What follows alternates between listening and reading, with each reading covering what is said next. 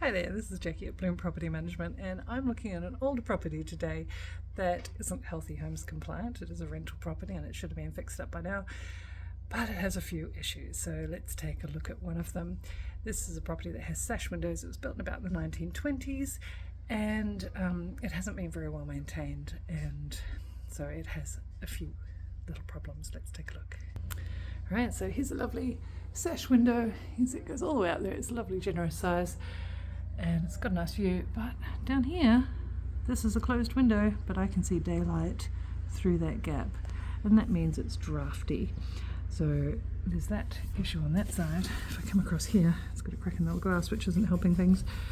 This is actually starting to come apart, and more importantly the window rattles in the frame. So the tenant reports that when it's windy, that is definitely drafty, and the curtain in front of it waves in the wind, so you know that that's a problem.